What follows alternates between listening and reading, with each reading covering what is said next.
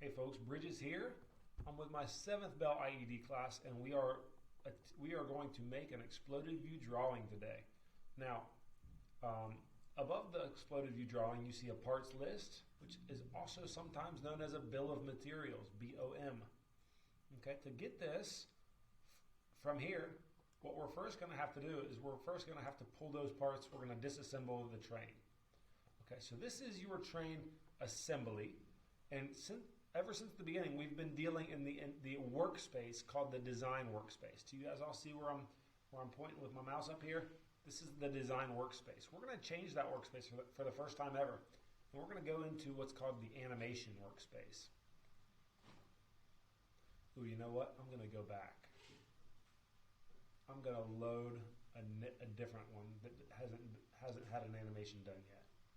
All right, so I just discovered I didn't need to open a new design. I'm still here in the animation workspace. I can see that I've already made an animation like this, and I'm going to show you guys how to do that in a moment. But down here in the bottom it says storyboard 1. I'm going to delete that storyboard 1. I'm going to start fresh with you. Okay, so I'm going to make a new one, a new blank one. Maybe you're going to let me make a new one there. Yep, there we go. And I'm going to delete the old one now by right-clicking and deleting the old one. Okay, cool.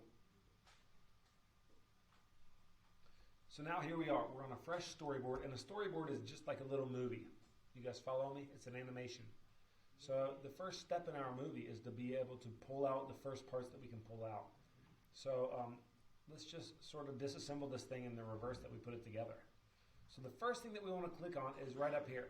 It's called Transform Components, and that is transforming is what we talked about earlier this week. You can translate or rotate objects, which are components of the assembly. So let's all click on this 4-way Transform Components arrow, and let's click on the first thing that we're going to pull out, which is the what? Let's choose these linkage pegs. Yes. All right. So you can click on the linkage peg. Zooming in helps. There's one.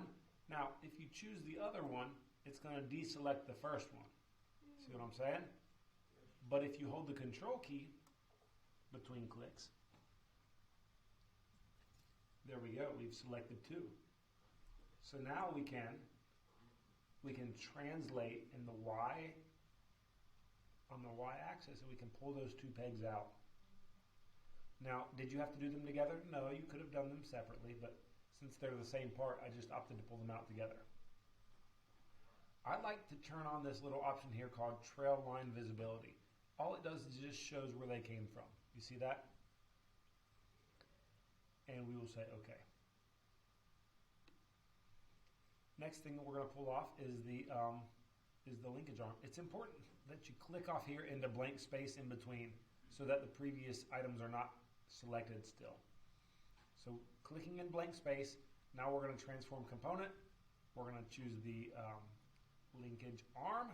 We're going to translate it out almost as far. Turn on the, we really don't need trail line visibility because we can see the other parts go through this one. So we'll just say OK. Great. Next, I'm going to click in blank space to deselect, and I'm going to pull the, what are these, axle pegs out. So transform, choose one, hold control, choose the other one, and we'll just translate them out as well.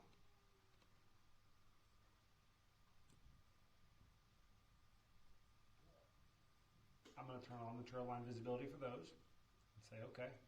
And then last but not least, let's choose one. Let's choose 2 wheels. Same way. Transform, pull it out.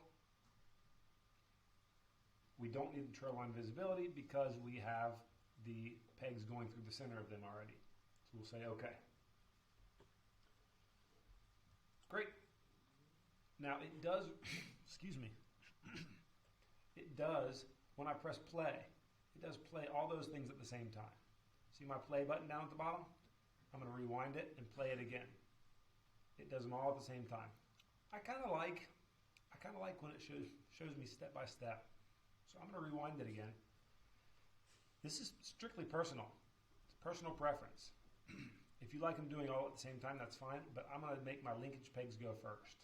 So you can see linkage pegs are at the same time. This is your timeline. This is your seconds across the top. So it takes from 0 to 1 seconds for the linkage pegs. I'm going to choose my what's called component 2. I did not save my linkage arm as the correct name, did I? I'm going to make that go after the linkage pegs, just like that. And then I'm going to scroll down here. And then the next thing is the axle pegs. So I'm going to pull those out after the linkage arm and a little bit of a gap. See what I did there? Then after those axle pegs, I'm going to pull out the wheels as well right after that peg. So here we go. It should go like this. Both linkage pegs, then the linkage arm, then a little weight, then both axle pegs and both wheels. Let's see if that's how it goes. Ready? 2, 1, pause, 2, 2, pause. Okay. I'm going to go ahead and pause the video while I do the same thing for the other side. The goal is to have all the parts exploded off of your model. Okay, so now we're back. And as you can see, I've transformed all of my parts. I've just decided that my stack is a little too far out, so I want to edit that transformation. So to edit a transformation, simply click on the part, the component that you wanted to transform, and then find that actual transformation in the timeline, the animation timeline, which is right here. I'll edit the action, and instead of that Z distance being 2.42 inches, or sorry, 4.2442, maybe I bring that back down to somewhere along the line of 2 inches. And I say okay. So that looks much better. I can go ahead and hit that save button. And remember, I don't want you forgetting, everybody. Remember, this is still the same animation. This is still the same assembly as we worked on putting the things together with joints. Does that make sense? It's the same assembly. It's just a different way of looking at it with this exploded view. Okay, so now that we're looking at it through the animation lens, okay, we want to do something that we've never done before. We're going to go to, excuse me, again, we're going to go to File, New Drawing. Instead of going from Design, this time we're going to go what? From Animation. In the past, we've been using 8.5 by 11 piece of printer paper. This one, I think, deserves a slightly bigger piece of paper. So we're not going to use our custom template for the title block. We're just gonna go down and change the sheet size. If it's not already there, let's choose 17 by 11, which is B size. Okay. We always want the ASME, standard American Standards for Mechanical Engineering, and we'll hit OK. And it will take 30 seconds to a minute to populate your drawing sheet with all these different part files, bringing them in. So I'm going to pause the video until that paper gets made. Okay, so it did take about 20 to 30 seconds. It's giving me a really tiny version of my explosion on my drawing sheet, and we all know how to fix that. So we're going to change the scale, aren't we? And the scale that we're going to use is, well, it's at 1/4. Let's try something a little bit bigger than that. Let's try 1/2. Yes. Okay, we try 1/2. Still not big enough. Let's try 1:1, a full scale drawing. What's that look like? That just about fits in there, doesn't it?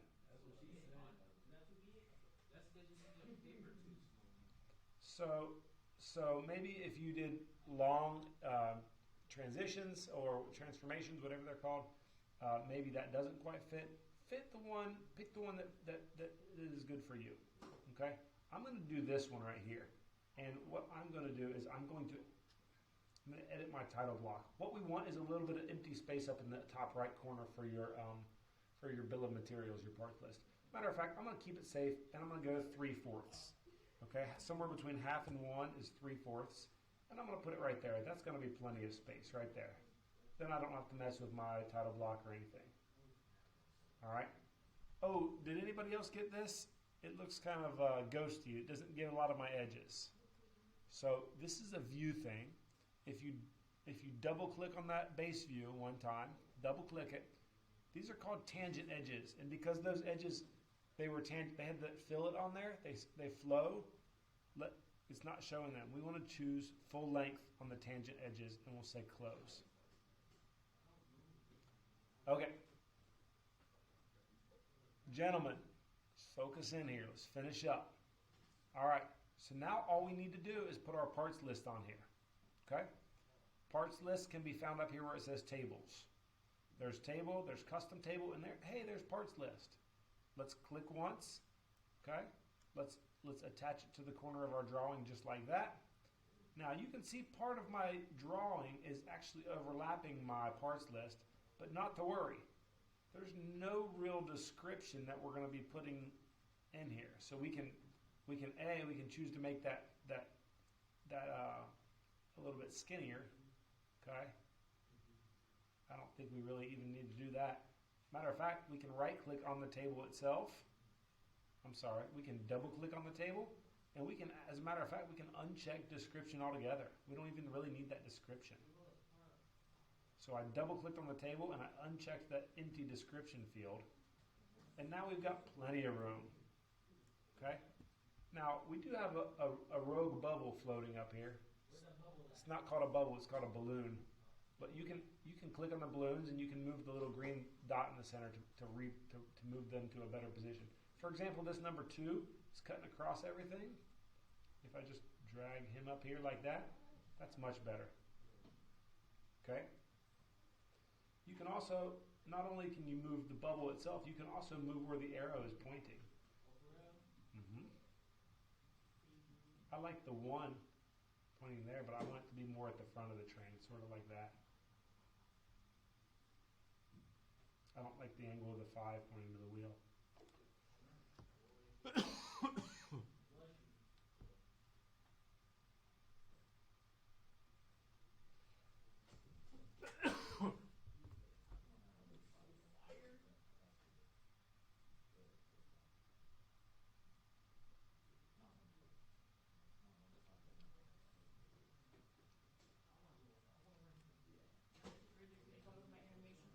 Yeah, just a second. All right, so at this point, folks, I think we're just about ready to be done here. Okay, we see we've got parts 1 through 9 on there. They're all listed up here. Now, I do see a little problem. My parts are all supposed to be made out of ABS plastic, and they say steel. So, knowing what we know now, we can actually go and we can open those parts one by one, such as the stack. All I need to do is look in my data panel or go File Open. Either way, since I'm in the data panel already, I'll just open up my stack by double clicking it. Open up my stack by double clicking it. And this should be a review at this point in time. We simply right click on the component in the browser, change the physical material to ABS plastic. Look there, it's in my frequently used.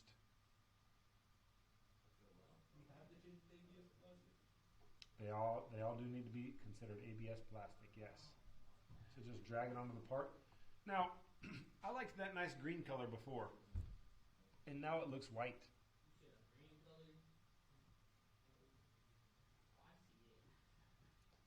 So mine changed back to green for whatever reason, but you can check the material by going either change material, physical material. Okay, and on my stack, it's acting kind of funny. Did it take?